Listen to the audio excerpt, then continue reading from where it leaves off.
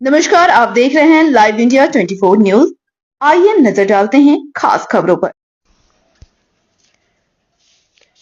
कथावाचक अनिरुद्धाचार्य द्वारा व्यासपीठ पर बैठकर पत्रकारों पर की गई अभद्र टिप्पणी को लेकर मथुरा के पत्रकारों में रोष व्याप्त है।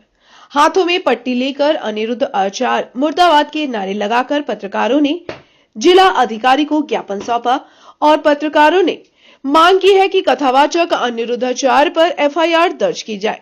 आज हाथों में तख्ती लेकर पत्रकार सैकड़ों की संख्या में एकत्रित हुए और कथावाचक अनिरुद्धाचार्य के खिलाफ नारेबाजी करते हुए जिलाधिकारी कार्यालय पहुंचे। पत्रकारों ने जिलाधिकारी चंद्र प्रकाश सिंह से मुलाकात कर ज्ञापन सौंपकर कथावाचक अनिरुद्धाचार्य के खिलाफ मुकदमा दर्ज करने की मांग की है। वहीं जिलाधिकारी चंद्र प्रकाश सिंह ने कहा कि मामले की जांच कर अग्रिम कार्रवाई की जाएगी। आपको बता दें कि कुछ दिन पूर्व वृंदावन में गौरी गोपाल आश्रम के कथावाचक अनिरुद्ध आचार्य ने पत्रकारों को लेकर अपशब्द बोले थे। कहा था कि पत्रकार मंत्रा का कार्य कर रहे हैं, पत्रकार मेरी हत्या कर सकते हैं और पत्रकार किसी के भी सगे नहीं हैं। यह लोग किसी पर भी कीचड़ उछाल देते हैं। पत्रकारों का कोई भरोसा नहीं है। करोड़ों रुपए में ये लोग बिक जाते हैं। मथुरा से ब्यूरो रिपोर्ट। आपने डीएम साहब ने ज्ञापन दिया है, इसको लेकर आप क्या कहना चाहेंगे? देखिए, मथुरा जिलाधिकारी साहब ने साफ तौर पर कह दिया है कि अग्रिम कार्यवाही जो है वो उस पर की जाएगी। लेकिन अब कार्यवाही हमें भी चाहिए, हमें माफ़ी नहीं चाहिए। मैं बार बार इस बात को बोल रही हूँ कि हम माफ़ी नहीं चाहते हैं।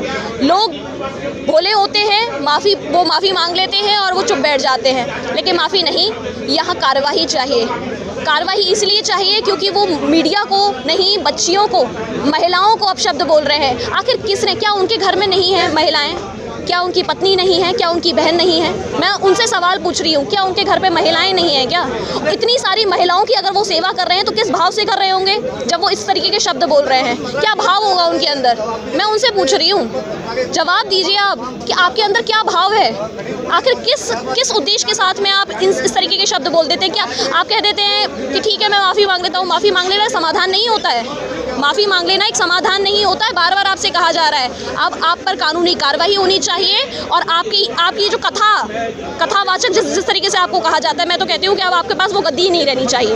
ये कथावाचक के द्वारा इससे पहले भी कई अभद्रता भाषाओं के द्वारा प्रयोग किया गया है, धमकी भी दी गई है जो प्रशासन को भी और मीडिया को भी दी गई थी। इसको लेकर अभी तक कार्रवाई नहीं हुई है, इसको लेकर क्या कहेंगे आप? मैं तो सीधी सी बात यही कि अब ऐसे कई कथावाचक दिन पर दिन खड़े होते जा रहे हैं जो अपशब्दों का प्रयोग कर लेते हैं, माफ़ी मांग लेते हैं।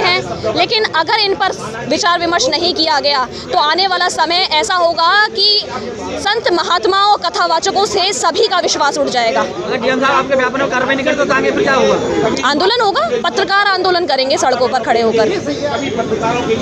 बड़ी है जिस मीडिया की वजह से इसको यश प्राप्त हुआ है, वैभव प्राप्त हुआ है, सम्मान प्राप्त हुआ है, धन दौलत प्राप्त हुई है, जिस मीडिया की वजह से इसके लाखों अनुयायी हैं पूरे देश विदेश में, उस मीडिया को ये गाली दे रहा है। उसने एक चीज और कही है कि मीडिया के बाप का खाने जाता हूँ, इस तरीके के बाप तक की बात उसने कही है जी। इसने जो शब्दों का प्रयोग किया है ये बहुत ही उचित शब्द हैं, इनका हम विरोध करते हैं। आज मथुरा के समस्त पत्रकारों ने एक राय होकर, एकजुट होकर डीएम साहब को ज्ञापन दिया है और हमें शिकायत की है ज्ञापन के माध्यम से कि इसके खिलाफ कड़ी से कड़ी कार्रवाई सुनिश्चित की जाए, जिससे भविष्य में ये किसी भी पत्रकार के खिलाफ कोई गलत शब्दों का उपयोग न करे। दिया है जो मीडिया को लेकर के अभद्रता की गई है अनिरुद्धाचार्य के द्वारा, क्या कहेंगे आप? हाँ जी, देखिए जिस प्रकार से अनिरुद्धाचार्य जी के द्वारा ये अमर्यादित बयान, ब्याज गद्दी एक ऐसी पीठ होती है जहाँ से सभी को शिक्षा दी जाती है और ब्याज गद्दी एक गणमान्य जगह है।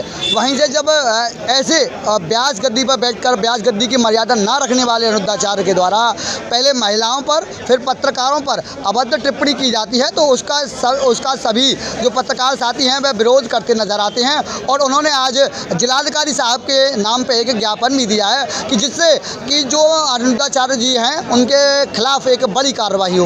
यदि ये कार्रवाई ज्ञापन को लेकर नहीं होती तो आगे क्या रणनीति है? देखिए मैं आपको बताऊं, वैसे तो जिलाधिकारी साहब काफ़ी संवेदनशील हैं, सभी कार्य सतर्कतापूर्वक कर रहे हैं। अगर ऐसी कार्रवाई नहीं होती है तो आगे जो हमारी संगठन है जो निर्णय लेगा वह मान्य होगा।